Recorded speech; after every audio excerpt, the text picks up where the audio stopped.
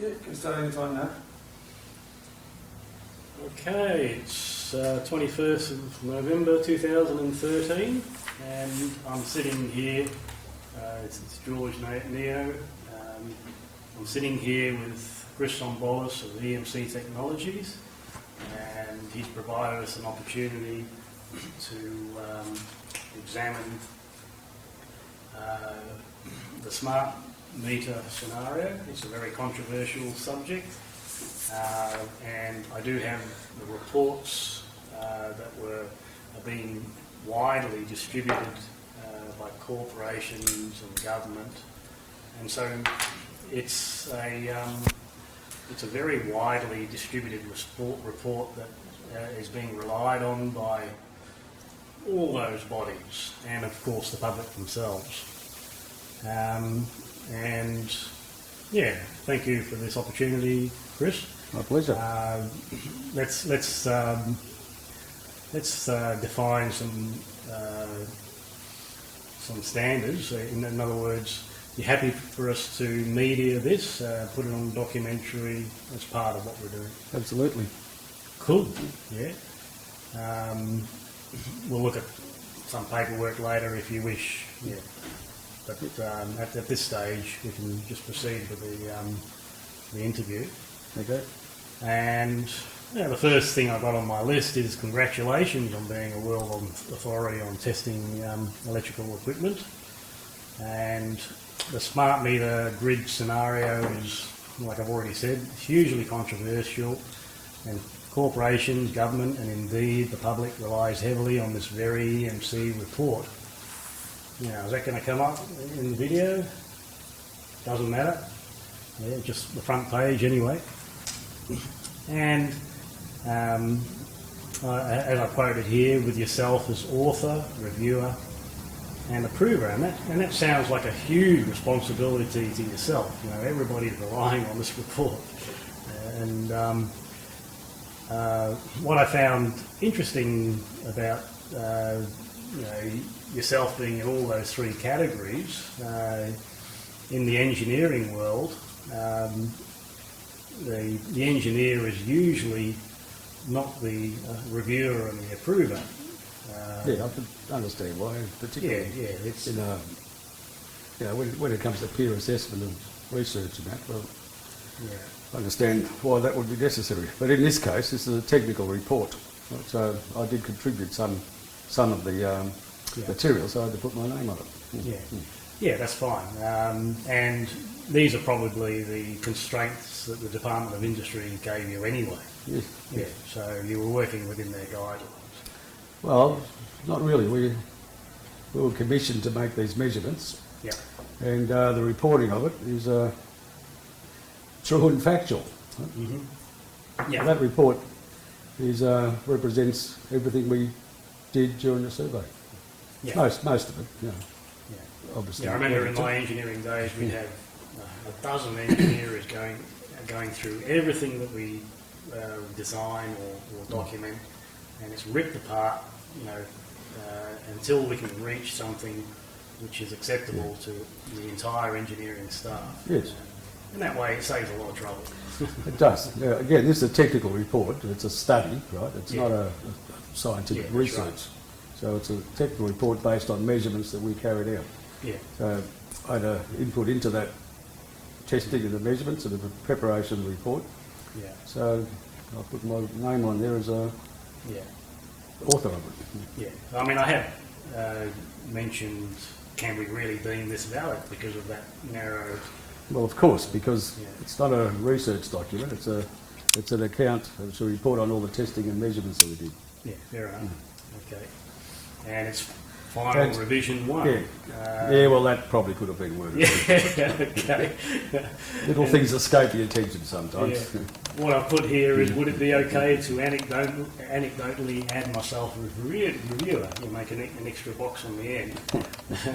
I mean, it's just a imaginary scenario, but perhaps it's what's... So going back to your earlier, what you said earlier about within the constraints of DPI. DPI chose us to do this. Yep. We tendered for the project.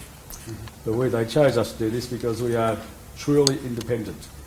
Yeah. Right? And we don't derive, like some other companies that do this sort of work, derive all their income from one or two major telco customers, for example, or broadcasters.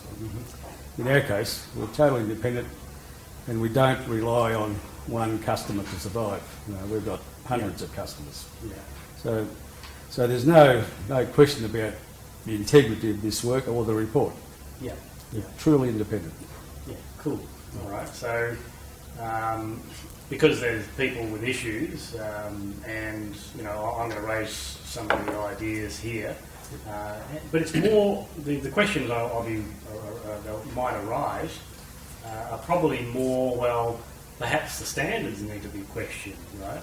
And you can provide whatever information you wish to from that. And you know, for me to remain silent about this is derived consent, and so I'm taking the stand here to say, well, I don't strictly consent in the current form. The report itself relies entirely on thermal heating effects only, which is consistent with the Rapunzel standard that EMC was commissioned to do from DPI. And in the attachment A, which is part of the report... Yeah, that was Professor Wood's. Yeah, it doesn't necessarily discredit the non-thermal effects, right? No. And just some of the quotes I've got from there. Further studies are required. Exposure might pose some cancer risk. Evidence that RF fields can influence EEG. Mobile phones require further investigation. There remains some uncertainty. Issue seems far from settled.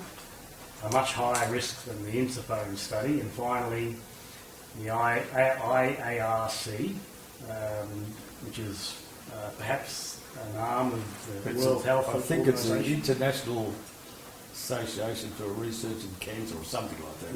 Yeah, I think it's a WHO arm. Declared RF as possibly carcinogenic. And if we were to account for non-thermal effects such as DNA damage and disrupting the blood-brain barrier, the report would have to be entirely different, wouldn't it? Well, look, on that attachment now, you'd have to speak to Professor Wood on that. Yeah, cool. Yeah, that's fine. I don't profess to be an expert in the actual effects. Yeah. We are experts in making the measurements. Yeah. Well, for the purposes of this this little documentary, I recognise that's not the EMC tech role, you know, but there's plenty of scientific and anecdotal evidence that supports the non-thermal effects, and that was part of the research. And you know, these are probably some of my favourite ones. Okay. But look, I can't talk about. Yeah, I know. All I can talk about is the report and the testing and the measurements. Where we could guarantee the accuracy of those measurements. Yeah, that's it. Yeah, I know. Yeah, but you know, for the viewers, perhaps this is a very recent and powerful report about Wi-Fi thalidomide in the making. Who cares? And Barry Trower has been in a wireless capacity for many decades. I think came from the military. I can't quite remember, but it's a very powerful document. Just quickly pass through them. This one's interesting because it's the Naval Medical Research Institute from October 1971, which lists many of the, well, perhaps hundreds of the papers that were established at the time on carcinogenic effects of radio frequency emissions. So that's an interesting document. This one here was released out of Freedom from Information. It's bioeffects of non-lethal weapons. The Department of the Army, who conducted experiments using microwave radiation as a non-lethal weapon for whatever reason. Well, the military will try anything. Yeah, yeah. Well, whatever they do, they do. But that's well documented in there. This is a health article called "Joining the Dots." An overview of public health trends in 2007, specifically focusing on adverse effects on the health of electromagnetic radiation. It's a big paper. It goes through sleep disturbances, heart disease, strokes, high blood pressure, you name it. Okay. Leave that one till last. This document here, The Bees, Birds and Mankind, is also about destroying, well, the title is Destroying Nature by Electrosmog, the effects of mobile radio and wireless communications. This one seems to have vanished from the web. I'm not even sure where I got it. But I think that one came out of India. Sorry? I think it might have come out of India. Don't know. Yeah. Ulrich Wunk is the author, Okay. and there's very little on I the read web. something similar out of India. Yeah. Okay. Right. Nearly there. Do you know about this one? Don Maisch's Procrustean Approach, setting exposure standards for telecommunication and frequency electromagnetic radiation, by Don Maisch. I've heard of Don Maisch. Yeah. No, I haven't read that. Yeah, it's I've only printed about 10 pages. It's a 300-page report on. I'll read the front title: an examination of the manipulation of telecommunication standards by political, military, and industrial vested interests at the expense of public health protection. And it goes into very precise detail about how these standards are developed. Yeah, a lot of people disagree with the way those standards are developed, but Yeah, I know. they are based on science. They are based on peer-reviewed scientific studies. Yeah. This little document, first half of it is French, but the second half shows a graph, and I've got a larger version of that, which would be a good idea to find. Oh, here we are. Okay, I don't know if the camera can see that. Nope. All right. But this graph shows the mobile phone era of wireless communications from 2005 to about 2006. 2000 to 2006. The background level was around 30 microvolts, 30 milliwatt, no, hang on, 30 microwatts per metre squared. And let's call this the wireless era from 2006 to about 2012, where it was increasing exponentially. And even when we had the mobile phone era, there was a lot of questions raised about the safety of the wireless communications, the mobile phone communications. But now, only in the last very few years, we've had an exponential increase. The background levels recorded in many public areas are about 10 milliwatts per metre squared. Right? Still well below the standard, but it's increased about 300 times.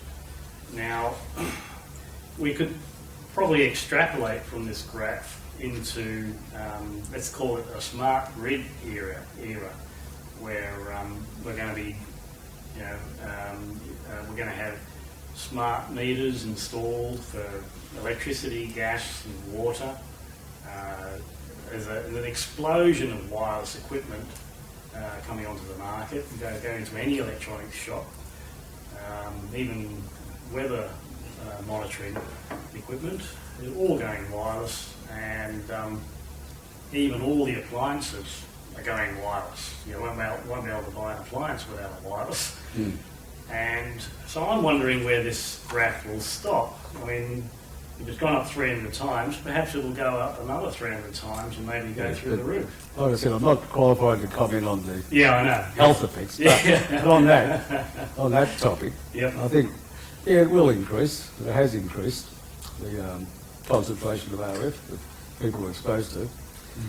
But remember, even though that it will be appearing more and more in control of appliances and things, the transmissions are actually very short duration, so they're not really going to have much an effect on that curve. Yeah, I'll bring that up a little bit later as well. So if we go to question number 3. On the report itself, it's got a lot of measurements inside. It's got a lot of measurements where the door of a householder's electricity meter box is either open or closed. Right? I'm not sure how it's supposed to work when the door's closed with the antenna on the inside. I'm not sure if that's a viable situation. No, it's not. No, it's not. So those closed door situations They're probably not. It would be the external antenna, and usually at the side, the top or the bottom somewhere. Yeah, I mean the photos you've got in the report show exactly that anyway. And where it's not a metal enclosure, well then you can leave the antenna inside. That's right, yeah, and that's what I've observed in the field too. Yeah, the far lower meter box door close figures are irrelevant, and in my own engineering experience, we usually use worst case scenarios, and so I would say that we'd have to use the full standard limit to make any evaluation of the effects, health effects perhaps, or interference effects on the population, and one of the technologies that are used, the limit is 10 watts per metre squared, right? And I appreciate what you were saying. It only bursts for a short time, right? But the peak level is 10 watts per metre squared, and we can confirm that in some of the measurements. They get to within 30% of that. Yeah. Yeah, well, I don't think it'd get anywhere near 10 watts. Sorry, no. I've noticed that the highest one is about 30% of that, about 3 watts per metre squared. Yeah, that was a momentary burst. Yeah, that's what I'm talking about. Yeah. Say you turn the transmitter on continuously, that's what you'd measure. Yes. Yeah. So that 3 watt per metre squared, it's higher than the 3G mobile phone limits, and that kind of explained to me how when I've used my own electrosmog meter around the meters, it will go off the scale. The scale of that is 2 watts per metre. But you've got no way of knowing whether it's actually the meter that's causing that. When you're close to the meter, it's the only thing that's active. Because they don't pulse very often. Yeah. But we've managed to catch them, doing their little pulsing. Yeah, you have to wait there a long time for that to happen. I've heard though. Look, I've heard even people using the same instrument, and they think it's a smart meter, but it's actually their mobile phone setting it off. It could be, and I appreciate what you're saying. That's why the only way to make those measures is using a proper spectrum analyzer where you actually see the signal. Yeah. I mean, those cheapy little devices like I've got are not the standard, right? That's right. But what they do show is, we do get some large measurements, and I found with my own particular mobile phone, was the worst I'd ever measured. I haven't turned it on for months now, so I'm relying on landlines, and that works fine for where I'm coming from. We even just disconnected all the Wi-Fi. Wired internet is actually much more reliable, and that's what we put in our own building. But that's just a bit of side information. And that's why. But the problem is, there's a lot of YouTube videos making this claim, that claim. It often can't be relied on because this stuff is pretty technical, right? Well, you said exploding popcorn, haven't you? I mean, that was just... Yeah, it's difficult. It's totally contrived, right? Yeah, but what I have been able to do is confirm from some of those YouTube videos that, yeah, what they're saying, what they're displaying is correct, but often they misinterpret it. And what they do verify for me is, yeah, the transmit level is above 2 watts per metre squared. Simple as that.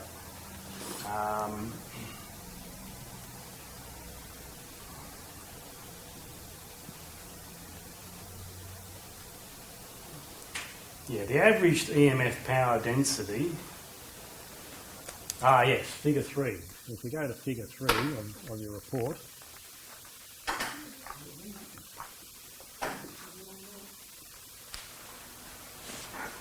Here we are. We don't have to get that on camera, but we can put it in later. George, yes. Yeah, okay. Francis. So with figure 3, it compares the AMI meter with a number of other devices, and particularly a layperson who looks at that says, oh, the smart meter is far less strong than, microwave ovens, baby monitors. That was the purpose of the chart. Yeah. That's actually the fact. Yeah. Well, I want to discuss that actually. Now, the reason it shows it as lower is because this is duty cycle averaged. In other words, the transmit signal is very short, and then you have a long gap, and then you have another transmission which is very short, and then a long gap. And if we take the idea that we're running on thermal effects only, then it's pretty much correct. It's going to increase on a rising time constant for a while. The transmit, this is the thermal effect, it's going to increase like that, and then it's going to fall away, and then it's going to increase transmitting and then fall away. So it never gets too high, and that's what I've shown in this diagram. Yeah, it's not... Sorry.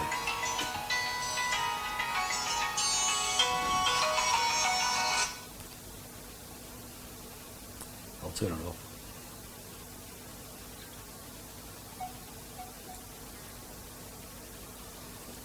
Sorry. That's all right. Yeah, so that's what I've shown in this diagram. It comes up and then it falls away, it comes up, falls away. So it never gets too high in terms of thermal effects, and the danger limit's probably up here somewhere. Right? In terms of thermal effects, yeah. Yeah.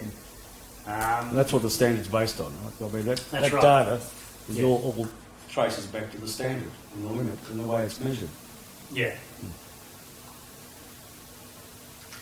And so the actual transmit level, because you've assumed the 2.5% duty cycle, then that means it's transmitting for 1 out of every 40. 2.5% is 1 out of every 40. And so we have to divide 0.82 by 0.025.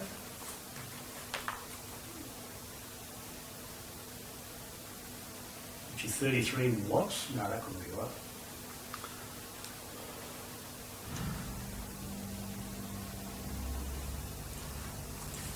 What figures are these? Percentage. Oh, sorry. That's why it looked too large, but it's not that large. In terms of percentage of the limit. Yeah, it's actually transmitting at about 3.3 watts.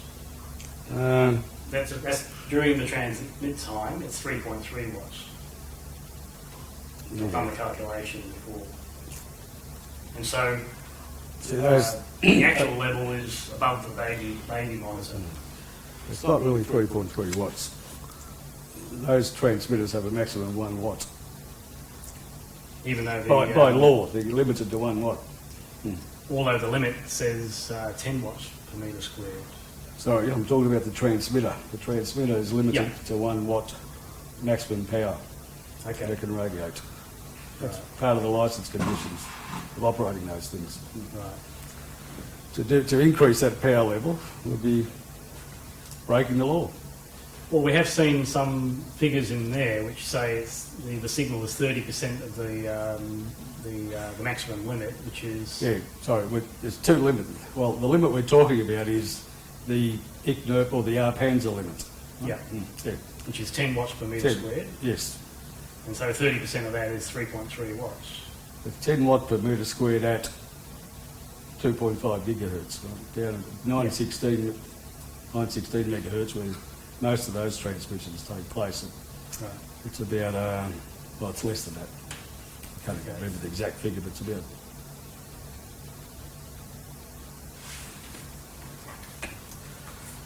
It's just something I calculated before. It was on one of my slides.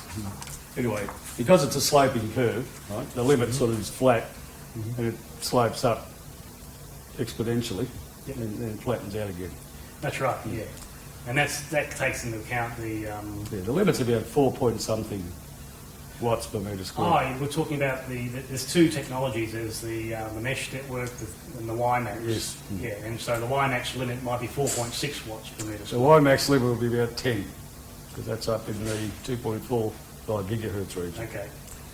The Maisch network, it's 916 megahertz transmitter, Right. and that's limited to transmit a maximum of 1 watt. But the actual ARPANSA limit at that frequency is about 4 or thereabouts, because it's halfway up this slope. Yeah. All right, but the point I was making here, this level here is an average level. If we put it in, if we actually put it in for the actual transmit level, it'll be significantly higher. It says 0.82, but it will be significantly higher as it's transmitting. Well, the peak level will be higher, of course. Yeah. But remember the safety limit's based on an average of 6 minutes, right? So Yeah, that's the thermal effect. So these are all based on the actual standard that's used all around the world. That's right. Yeah. The problem I've got is, and I've shown it in the graph here, if we take into account the non-thermal effects, which we talked about Well, at the beginning. I can't talk about non-thermal. Yeah, I know. I'm just making a point, right? Then what I've written here, non-thermal effects are instantaneous, immediate and irreversible during transmit times. And from that perspective, the duty cycle averaging is irrelevant.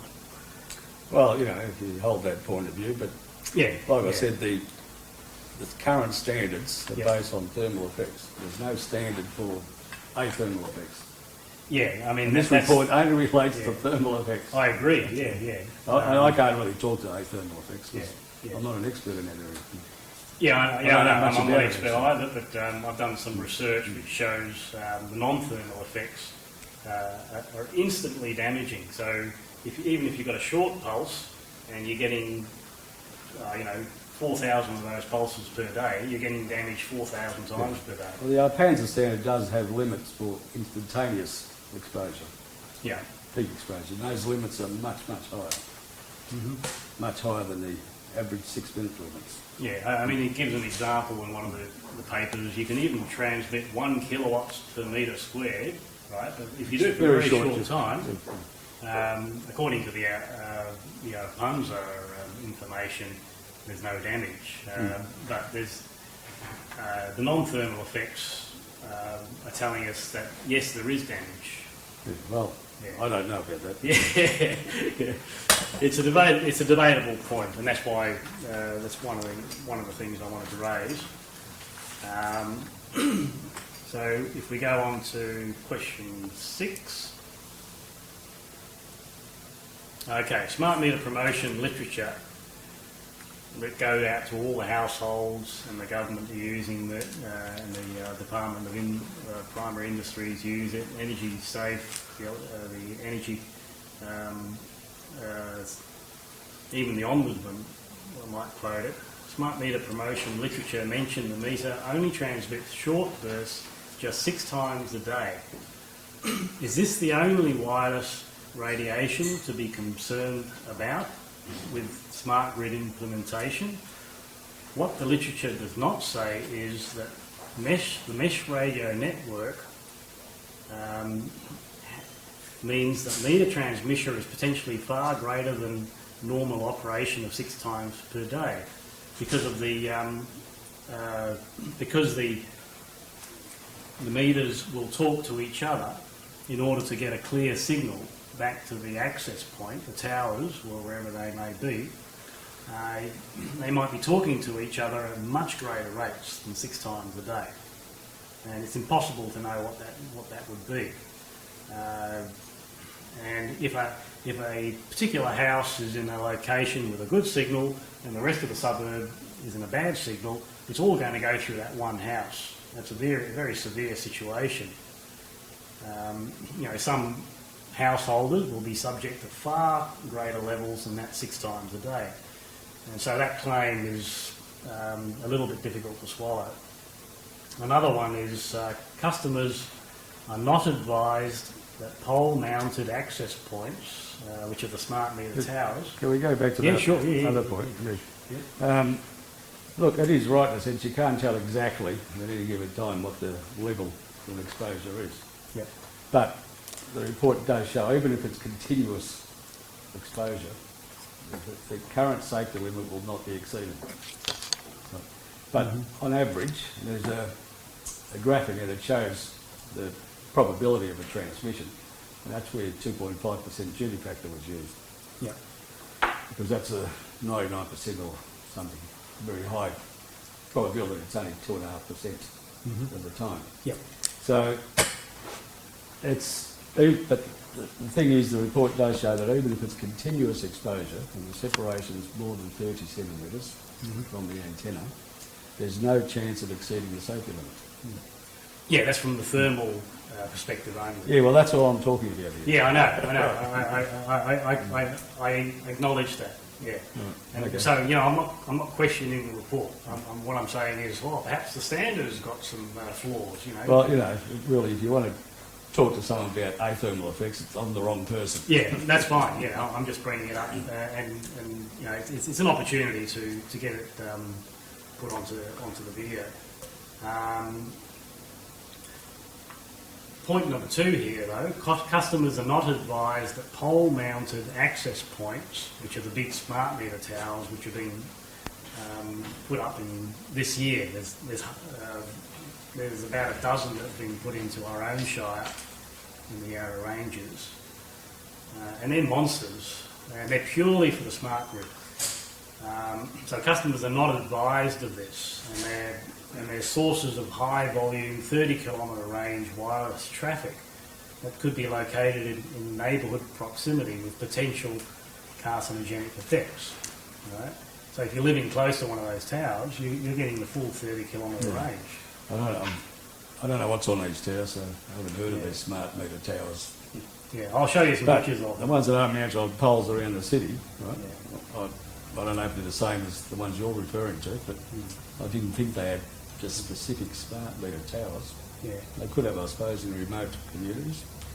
But the ones around the city, they're limited to 1 watt by law. Yeah. So, and the level's a lot lower than what you'd probably get from a mobile phone tower. Would that give us a 30-kilometre range, though? No, not around the city. Wouldn't have short range stuff. Yeah. Well, this is the information that we've been given. Also 30 kilometre range, probably a few watts of RF, but I couldn't imagine that, the separation distance would still leave you well below the safety limit. Yeah, the thermal effect, safety limit. Yeah. Don't forget, with that 30-kilometre range, they're also they'll probably be also transmitting continuously, right? But again, they don't transmit it continuously if they have to. Yeah, well, if they're accessing, it probably depends on the amount of traffic going through. Yeah. If they're communicating with thousands of households, well, it'll be quite frequent, but it'll be very frequent. Yeah. Okay. But then broadcast transmitters are transmit thousands of times higher RF continuously. Yeah, I guess I wouldn't want to live under a TV tower. Yeah. The third point was inside the smart meters, and customers are generally not advised that there's an additional transmitter, and it actually says in the report though the hand radio is only turned on when requested by the customer, and like Wi-Fi, the signal is continuous and the customer is not advised of any potential effects. So they're putting in all the meters on the basis that it only transmits 6 times a day, and they're not telling customers that there's another transmitter which is going to be almost continuous. Yes, but it's very low power. It's lower power, yes, about 0.2 if I remember. Oh, Yeah, I think even lower than that. yeah, could be, yeah. But it's still within the non-thermal effects. Yeah, well, Yeah, it's well within the panther limit. yeah. Well, Okay. it's Yeah, very yeah, low by I acknowledge that. It's very low by comparison to the mesh network. Okay. Transmitter. Yeah. The fourth point I put here, let's see how strong I've made this. Appliance manufacturers may be preying on customer ignorance of potential effects by promoting smart grid-ready appliances as a selling point. It seems bizarre that they're. I've seen the ads. They're promoting their goods as smart meter ready, smart grid ready. Wireless appliances, but it's going to mean that your house is going to be flooded in these wireless devices if you've got a hand radio network enabled as well. And we don't know what the potential effects of that will be. And that's why that graph was useful, the initial one, showing this one here. Maybe it will go up another 300 times. Yeah, I doubt it, because it's all very low, and it's very low duration. Yeah, okay. A debatable point. But once again, right, these smart grid appliances, I mean, I wouldn't say that they're retailers that people are preying on the public, because these transmitters, they meet all the current safety standards. Yeah, tons of standards again. Yeah. Right. My point here is there's going to be far greater radiation than a single household smart meter once the smart grid is deployed, and there's not just going to be smart meter electricals. There's going to be water and gas, and then a bunch of appliances all transmitting. And of course the usual Wi-Fi's and Of mobiles. course, we shouldn't lose sight of the fact that all this is to increase efficiency, make it easier for people to improve your lifestyle, improve the efficiency of the products, reduce the energy consumption. Yeah, well that's the argument. Now those effects are proven, but these thermal effects, I don't know if anyone's ever proved it, but like I said, I'm not an expert in that area. Yeah. I'll just take a backwards step a little bit, as well as all the non-thermal effect from wireless or RF reports over there. There's some more dramatic examples. This is probably most dramatic. Electro-smog towers in Italy and local deformed animals. Right? There's a hillside in the township of Voltarino, and there's plenty of towers in there. And around those towers there's farm animals, and a lot of them are deformed. And that's pretty dramatic, right? This is taken from a YouTube video, but it doesn't stand alone as evidence. If you go to their website, right, the township of Voltarino is up in arms about the devastating effects it's having on the people in the town. More than 50% of the people there are complaining about this, right? And the authorities, so far, from what I can understand, are turning a blind eye. So that's a more dramatic thing. That is dramatic.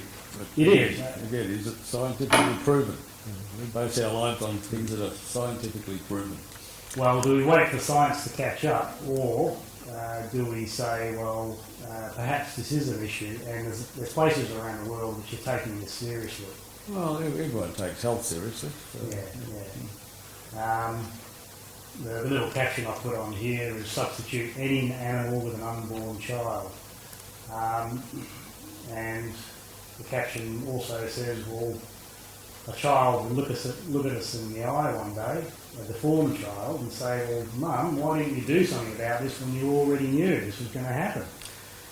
Well, Yeah, it hasn't got much to do with my report. yeah, that's fine. I mean, yeah, your report works on the standard. No, if you really want to go down that path, you should get in touch with Professor Wood. Sure, yeah. Well, I could take that advice. Yeah, I will take that. Yeah, and he might be very interested in this. Yeah. The document which corroborates that very strongly is this one here from Barry Trower, Wi-Fi Thalidomide in the making. On page number 3, it shows where microwave radiation can cause oxidative and nitrosative stress to mitochondria. Right? It gets a bit heavy for me, but basically it's much more dangerous on children and much more dangerous. A child sitting there with an iPad on their lap, the signal is going straight into the young lady's ovaries, and the damage on the cells at that level, once those cells are fertilised and they grow into a full human being, it's trillions of times larger. So the argument that I put forward, and it's kind of backed up by Barry Trower's, yeah, it's dramatic, isn't it? I'm not a doctor, I can't comment on that either. Yeah. Right. All right, we'll put that aside for now. Yeah, that's the a full translation, or not full translation, but a gist of the YouTube video of the township of Voltarino, and where people are saying that 50%, over 50% of the population suffer insomnia, anxiety, depression, especially high rates in children. And for some reason there's 143 towers and repeaters fitted on the hill nearby. Now maybe that is getting excessive, but it's kind of a test case, and something is clearly wrong with the radiation, because a consistent increase in birth defects in farm animals and increasingly high rates of illnesses in humans, especially children, has been observed with the increase of the antennas since 1986. So we've got a good time base on that to see the effects. So that's what the people of Voltarino are. Well, there's a picture of the website. It's all in Italian. I've had to get some translation on it. You might have heard of the Bioinitiative report. No. Okay, the Bioinitiative report. This is the conclusions page. It's put together by groups of scientists who are concerned about the non-thermal effects. And the conclusions page mentions that overall these 1,800 or so new studies report abnormal gene transcription, genotoxicity, and single and double strand DNA damage. Stress proteins because of, I won't go on this, there's a lot of big words there, but basically, they even mention sperm damage. Of course, that gets magnified trillions of times once it grows. Yeah. But I'll get back to the more technical aspects. I'll get this out of the way. And look, in many of the European countries, they're taking this very seriously. They've changed their standards. This is a very good scenario of that. Australia, well, for the 3G phone network, the limit is 2,000 milliwatts per metre squared. Right? Switzerland is using 40 milliwatts per metre squared. Salzburg, Austria, is using 0.001 milliwatts per metre squared. Now, why are those limits so different? And why are they thousands of times lower than Australia. I mean, yeah, it's not. You'd it's have not to ask really- them. Yeah, we'd have to ask them. So I'll take that. But- that up with- But the, what did you say Austria was? One, It's 0.001 milliwatts per metre square. Yeah, I mean, well, that sounds pretty nothing high. would work. Nothing would work. Your phone wouldn't work, your Wi-Fi wouldn't work, right? Smart meters wouldn't work, nothing would work. Yeah, that's still, It would only work, you know, you have a very small range with that, like yeah, that's 1 microwatts per metre square. in a matter of, you know, probably 50 metres or something, you know. Nothing would work. Yeah. So maybe that's a limit that applies to something else. Well, what they've done in Europe is some of the schools have completely, totally, absolutely banned Wi-Fi in schools. Right? Well, you know, And they're taking the precautionary approach, which Don Maisch examines to a very deep degree. The precautionary approach is to say, well, if we don't quite know what this is, then we should back off until we do know what it means. So there is that aspect. Now I can get onto the standards, right? So, I'll talk to thermal stuff, right? yeah, of course, yeah. You know, if you want to talk the other stuff, you should be talking to someone else. Yeah. Well, this will be relevant, right, to where you're coming from. Electronic equipment is subject to, I've used CISPR 22 and CISPR 24 standards. And 25 years ago, when you tested my own equipment, we used the equivalent AS3548. Yep. And my memory of that is fairly clear. I mean, we had thousands of product put out into the market, so I had to put a huge amount of research and work into this. Both conducted and radiated standards were very strict across the 9 kilohertz to 400 gigahertz RF range. And I've often wondered how any wireless device can operate in any equipment subject to these standards. And that would include mobile phones, smart meters and Wi-Fi included. Now when I read your report, the answer became simple. No, hang on. I discovered something else when I was looking through searching for the standards. Now we're into it. I'm looking for the CISPR. Yeah, well, the question's going to be, Sorry? is it intentional RF transmitters? Here we are. Yeah, what I found in edition 6 of the CISPR 22 document, and this is just a brief outline of it, on page 7 and 8, limits are only formulated in restricted frequency bands, which is considered sufficient to reach adequate emission levels to protect radio broadcast and telecommunication services, and to allow other apparatus to operate as intended at reasonable distance. In other words, they took the standard, which was very strict. I remember in great detail that I had to get that level below that standard, right? And we took pretty enormous design measures to get it down. And inside the case, we had special filters. Yeah, but that's the limit, unintended emissions. And in what, sorry? Unintended emissions. Unintended RF transmissions. Yeah. That's the purpose of that standard, is to limit that to very low levels, Yep. so there's no interference to communications. Yeah, that's right. Now, certain bands are licensed, so that standard gives protection to those bands that are licensed. Yep. And certain bands are not restricted. Yep. There's one where they call them for industrial, scientific and medical purposes. They're not restricted. You know, equipment like is used for diathermy, like physiotherapists might use to heat your muscle tissue and that sort of thing. That's an unrestricted band. Yep. But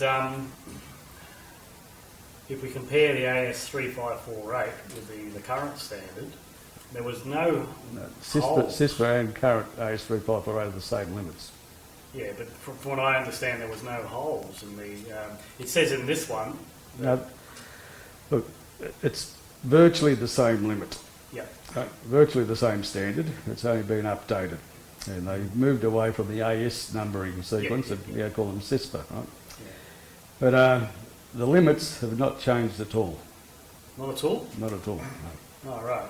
What they've clarified is that, you know, if you've got a product that uses an RF transmitter, like a smart meter, it's not allowed to exceed the limits outside its licensed operating band. Yeah. So that's what the purpose of CISPR 22 is. Yeah. It actually says, page 8, no measurements need to be performed at frequencies where no limits are specified. So they're actually allowing small windows in the frequency spectrum where you can transmit as large as you like, subject to another standard. Those so-called licensed, those so-called ISM bands, industrial, scientific and medical applications. There's no limits are specified in those bands. For example, 13.56 megahertz is used a lot in industrial equipment. Right. So there's no need to give protection to that band. Right, but he's saying that those windows existed in the old standards as well? Always have. It's part of the spectrum plan right around the world. No, but I haven't been able to verify that.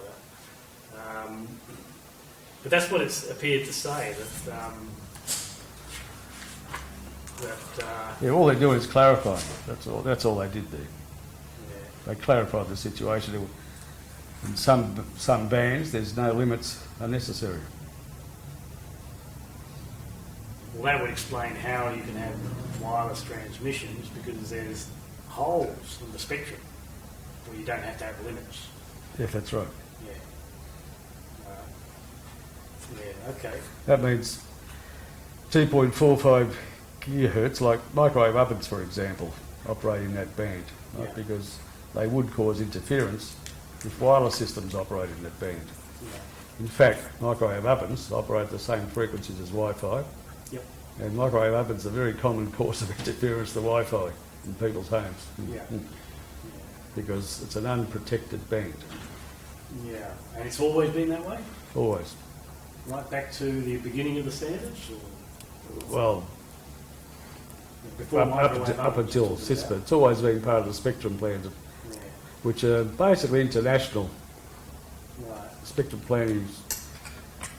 Most countries abide by the ITU, when they have this spectrum plan. And certain frequencies are left alone, they're unrestricted, so people can do research, they can use it for industrial processes, medical purposes and other reasons.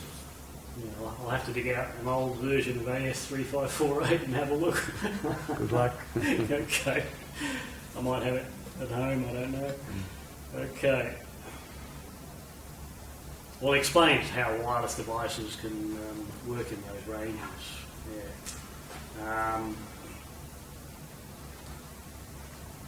Well, what I've written here is historically the original standards developed over decades for good reason, including protection of life and to minimise interference to other equipment.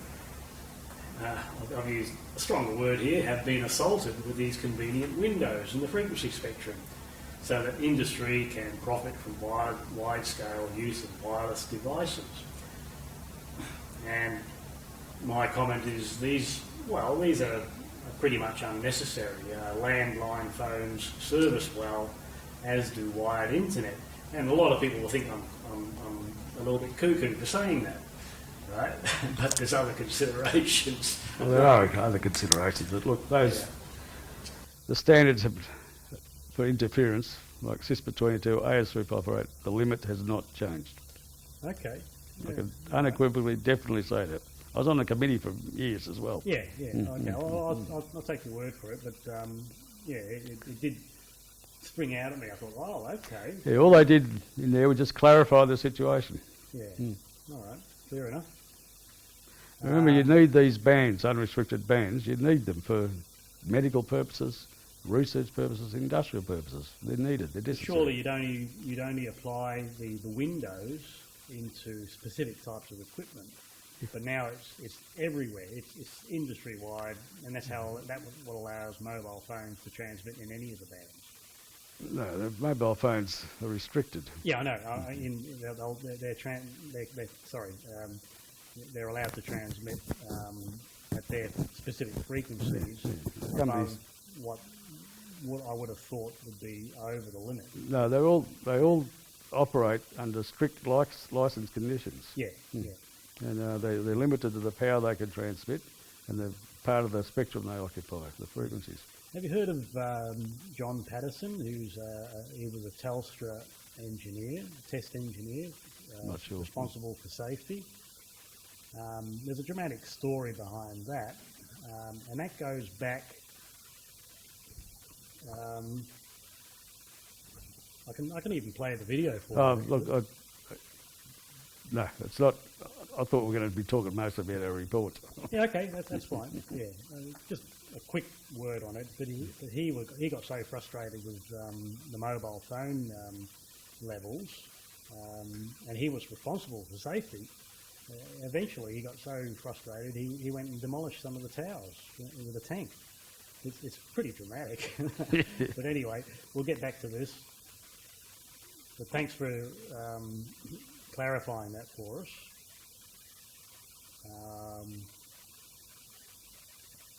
Okay. So I've drawn a diagram which shows those windows, and from what you're saying, they were always there anyway. Question I've got is, has the smart meter been tested according to, well, I call it degraded CISPR 22 and 24 standards?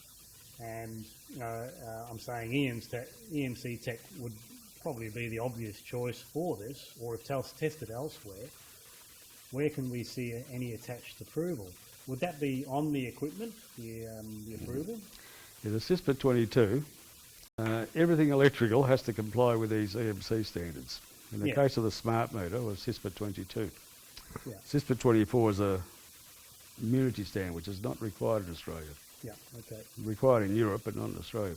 But all that does is give the meter itself protection from external. Sorry? All CISPR 24 does is give the meter protection from external disturbances. Okay. Right. So that immunity testing we were doing on the down there, right? That's CISPR 24 type test. Right. But CISPR 22, smart meters would have to comply with that standard legally to be sold legally. Yeah. Right. So they've got to have a test report. Whoever's marketing or selling the smart meters needs, just like you used to have to get a test report, and then you could put the C-tick on the product. Now that would have the C-tick on it, which means it complies with CISPR 22. Well, maybe after the video, I'll get you to look at some photos which show the meters close up, and you'll be able to identify where that is. Well, that C-tick should be somewhere on the we'll meter. Yeah. Could be on the back even, but it's got to be somewhere on it. We should be able to see it on the front with any luck. I know. Yeah. Okay. All right. So we'll look at that a little bit later.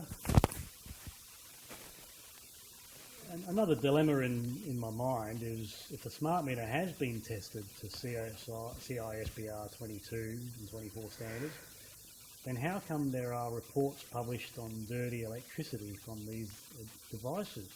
Now, going back to my own design equipment that you tested, the box itself is a sealed, well, not quite sealed. It's got seams of bare metal, so that when you slot it together, it's conducted all the way around the steel box, and that can help to contain. It's shielding. Yeah, it contains radiation. any spurious radiation. Yeah. But a very important aspect of it is there's a power line filter before the power line gets to the switching power supply, because the switching power supply is well known as a dirty electricity. Yeah, well, a switching power supply would nearly always require. Yeah, that's right. A filter. And so we had a a fairly decent sized filter in there to stop that happening.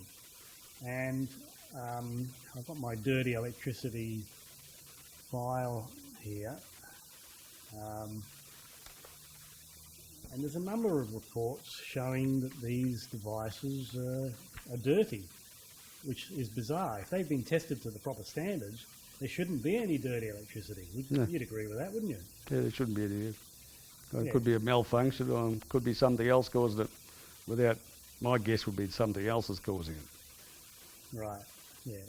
I mean, it's probably worth further in investigation, because there should not be any dirty electricity coming out of these devices. No, but you know, if you check the electricity, particularly in an industrial area, you find it's very dirty.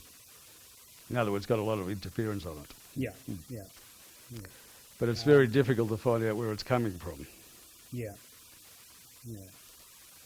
So, you know, a factory 10 doors down might be causing it. That's right, yeah. If you share the same power line, it's really difficult to track down where it's coming it's actually from. very difficult to filter because of the low frequency.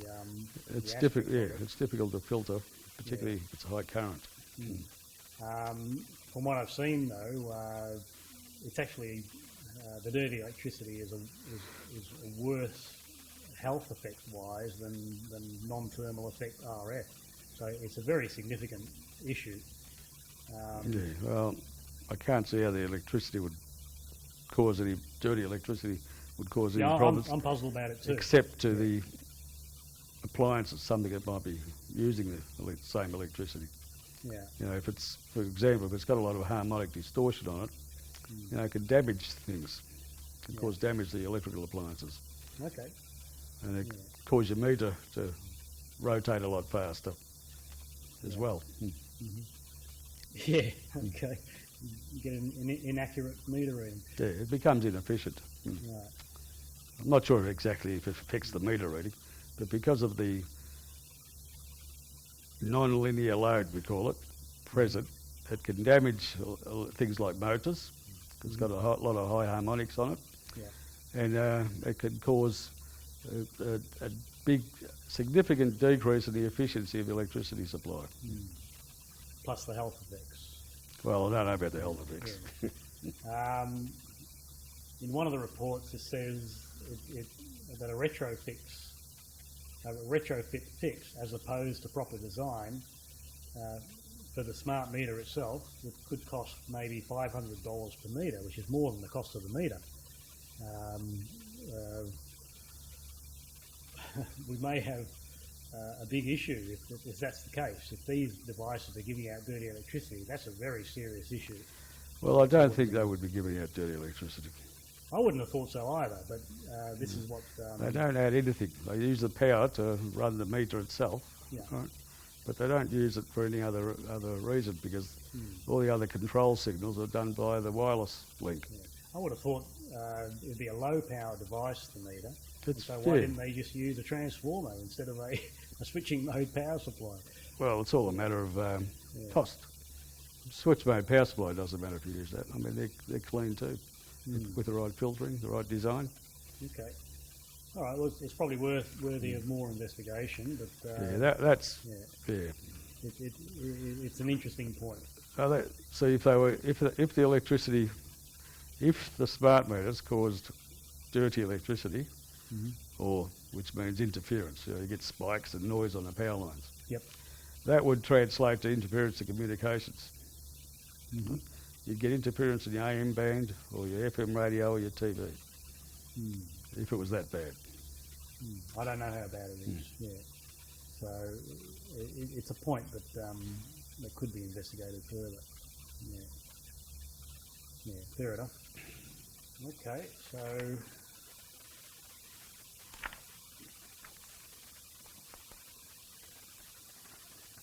Actually, we're actually getting through this quite nicely.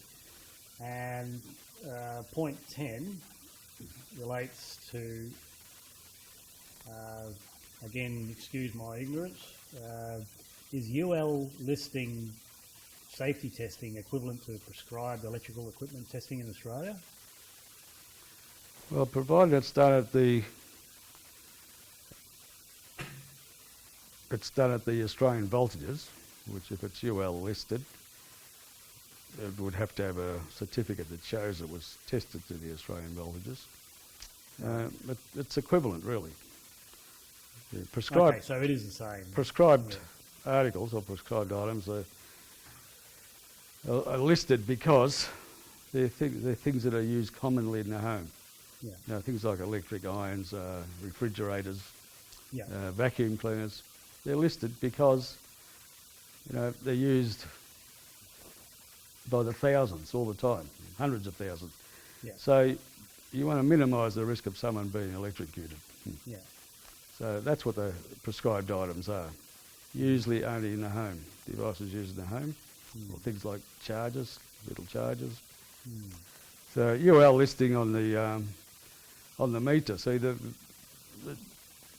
meter doesn't have to be a prescribed article because it's not something that someone living in a house continually uses. Right. So it doesn't have to be listed, but as a prescribed article. But those things have undergone safety testing. In this case, if you say it's UL, it's UL. Yeah.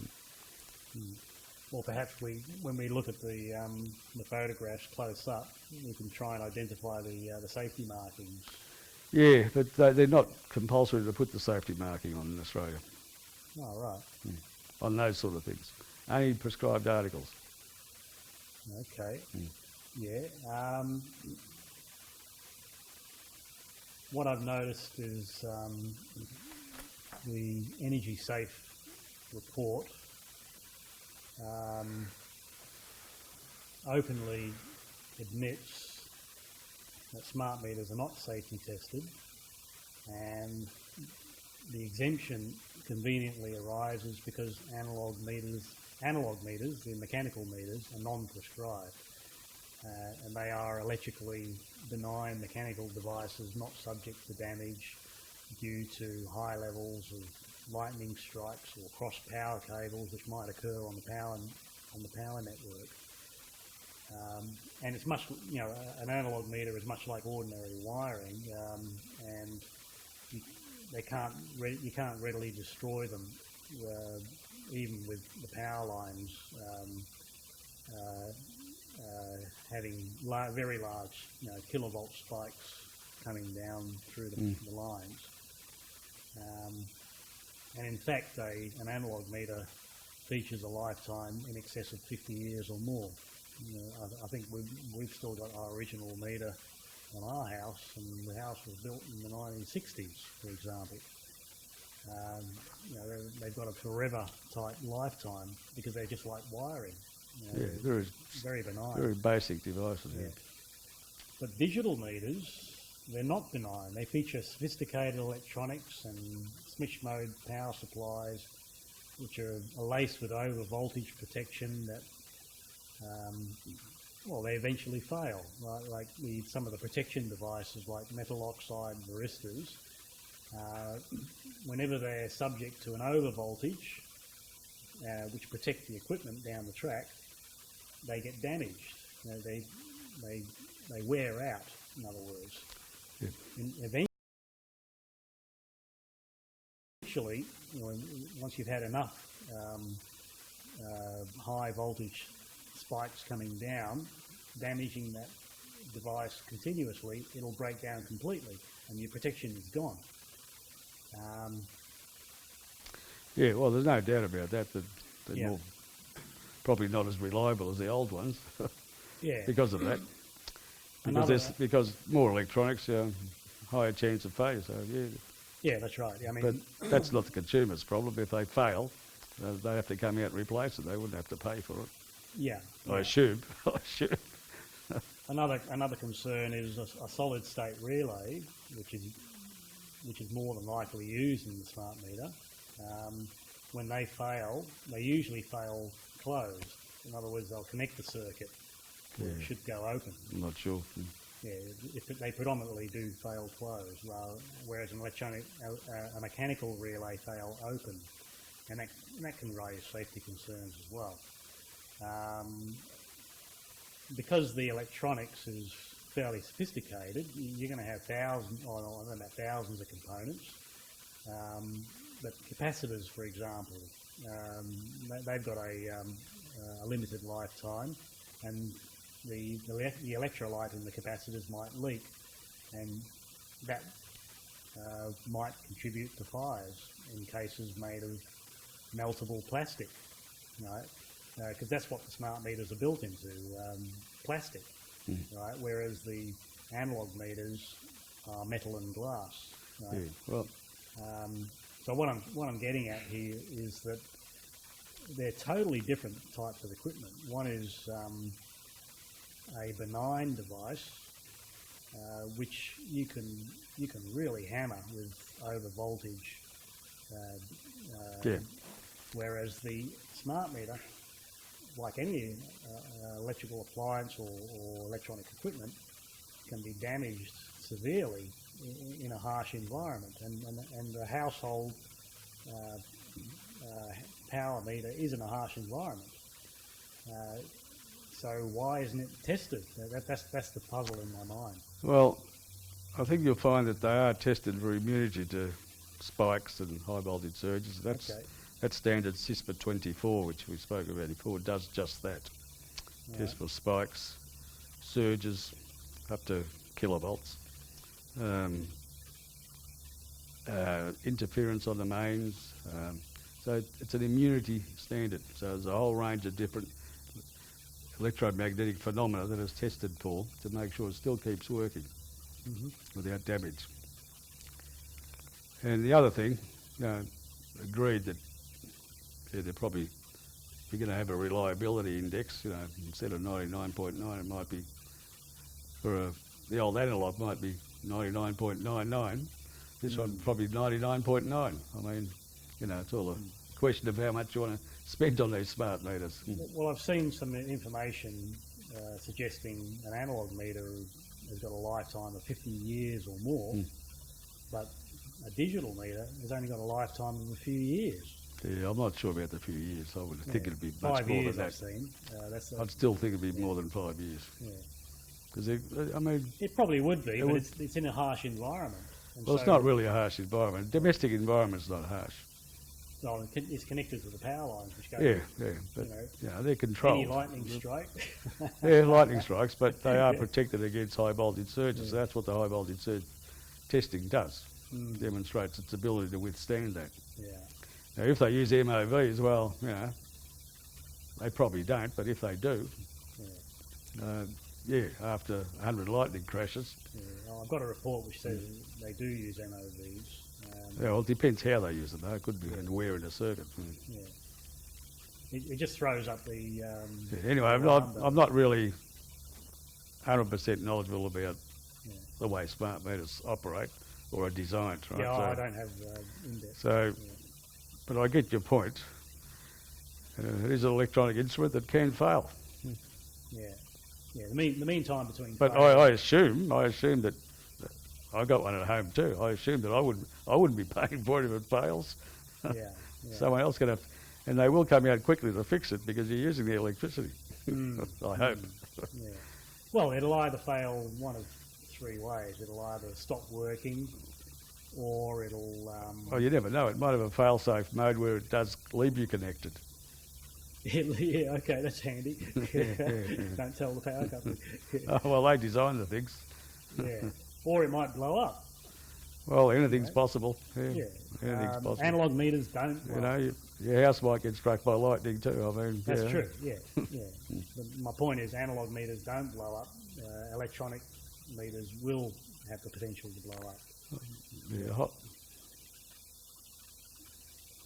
Yeah. So I did find it rather bizarre that Energy Safe Victoria are saying, well, because I should have a bit of the wording.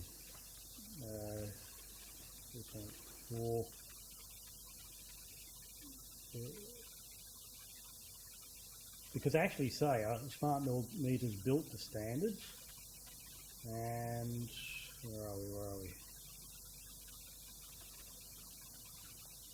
Electrical meters, including smart meters, are non-prescribed and hence it is not mandatory for the smart meter to be certified and marked with an approval number. Yeah, see, I found that a bit bizarre. That's the key. That's the key difference. The certification means it's the highest level, right? Someone issues a certificate. So first of all, you test it, generate test reports, other documents, then you give it to a certification body, and they give you a certification certificate. So they're listed items, right? And it's mandatory, right, for listed items. That is not considered a listed item, but they're still tested. Right? They're still tested. So there's a big difference between testing and certification. Yeah. Well, I'll do some searching and see if I can find what the approval is.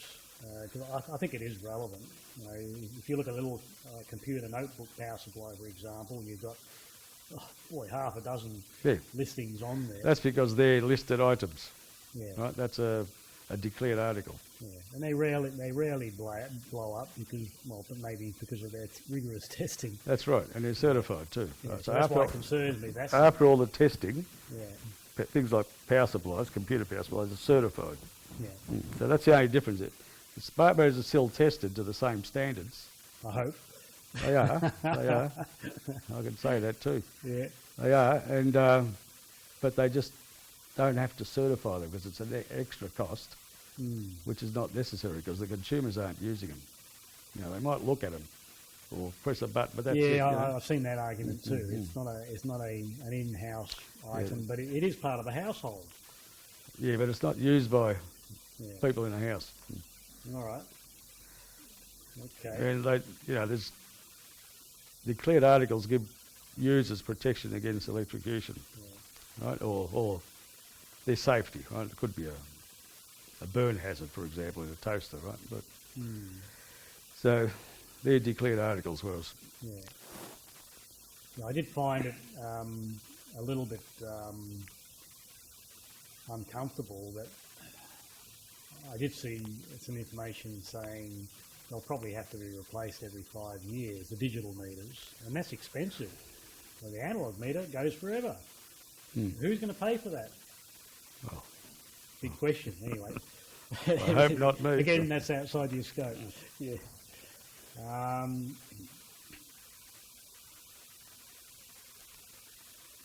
I did find in a Western Australian Electricity Act that low voltage electrical appliances are prescribed, and the smart meter does fit into the low voltage category. You know, above 50 volt DC and below 1500 volt DC, and less than 1000 volts AC. So according to that Act, it's a prescribed item. That's on point 10, the bottom of point 10. And there's probably similar Act legislation other states. Yeah, that's a standard for all the states. Yeah, okay. Anything that operates low voltage is just a definition, right? Yeah, yeah. It's convenient for convenience for the use of industry. Yeah. Low voltage means it's less than 1000 volts AC, yeah. AC, or 1500 DC. Yeah, or 1500 DC. Right. Yeah. But I did find that interesting. It said, well, low voltage electrical appliances, and we could call the smart meter. Well, it's not an appliance. Appliances are used in the kitchen or to clean the floor or. Right? Yeah, a debatable point again. Okay.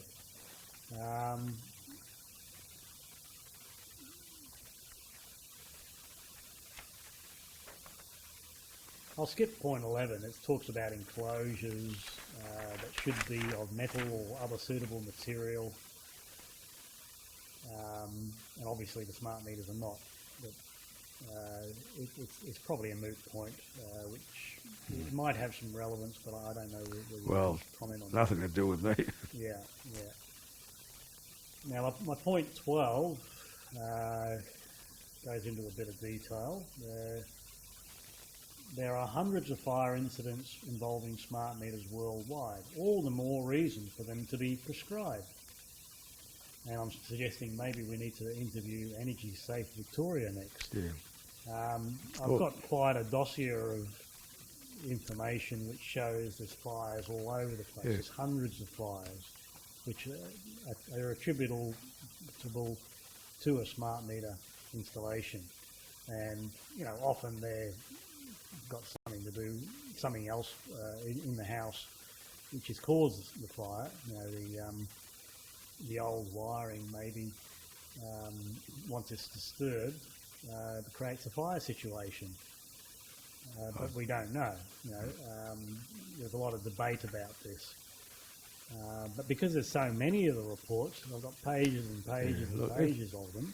There's no reason, if it's properly installed, there's no reason for that to increase the fire risk. Well, I've even got a report here which was issued by a fire marshal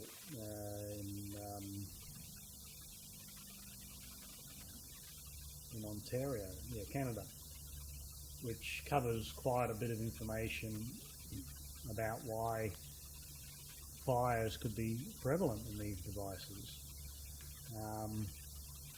showing lots of pictures of melted devices, and there's been, more locally, there's been fires in the houses, and there's a lot less incidents in Australia because of, I guess, from sheer numbers, but worldwide they've reported some thousands of fires. That makes me think that, well, if they're not UL listed or tested, and in some countries it appears as though they are not, like in Canada, and I'm wondering about Australia, or perhaps they should be.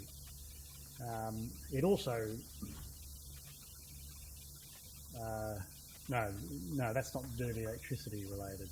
The dirty electricity relates to whether it's been tested for CISPR 24, isn't it?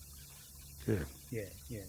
So there shouldn't be dirty electricity because you're saying they're tested, and there shouldn't be great incidents of fires because they are tested for electrical safety. Right. So that's the debatable point.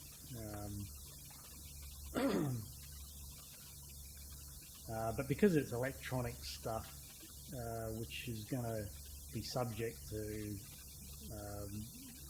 mean time between failures, they'll eventually start failing on a much larger scale, and you don't know what the result will be. It either stops or it explodes or has a fire. Who knows what's going to happen? I doubt whether they'll explode. Sorry? I doubt whether they'll explode. Yeah, have you seen a capacitor explode? Yeah, it's pretty ghastly, isn't it? But they're pretty rare. I'd admit to that. But when you've got hundreds of components in an enclosure, eventually some of them will. Yeah. Well, all electronic devices fail eventually, or that's true. Yeah. Not necessarily, but I've done the meter, the same equipment that you tested. I had to go right through the MTBF type testing, and they probably exceeded their expected lifetime. They were in the field for 25 years. I don't have any statistics on how bad or good they were, but I think it was very close to the end. And we'll have a look at the photos on the computer. My last point is gratitudes for what you've done for us today.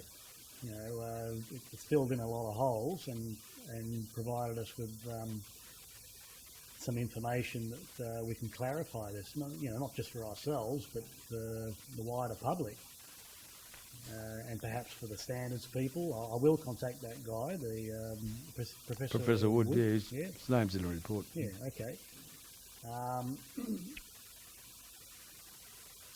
I've put a couple of final references on there. The Stop Smart Meters submissions to Energy Safe. I didn't look at them until I'd virtually finished my own research. But the same concerns do come up that I've been presenting today. So I'm not working in isolation, is what I'm saying. About the health effects, the fire effects, and so forth, and the safety effects. Yeah. So you're not involved in selling anything? Sorry? You're not involved with selling anything? No, there's like we said at the beginning before the interview. There's people getting around, with dodgy instruments, No, scaring we're not people. doing Say, that. "Oh, look at next door's smart meter. Just set this meter off," and then they go and buy this really expensive paint off this same person. Yeah, I've seen evidence of that. Shocking. Yeah. Totally waste of money. Yeah. It's almost theft. Could be. Well, they're doing it for reasons of shielding. to make money. Yeah. Right. Well, the consumer or the public is doing it for shielding, right?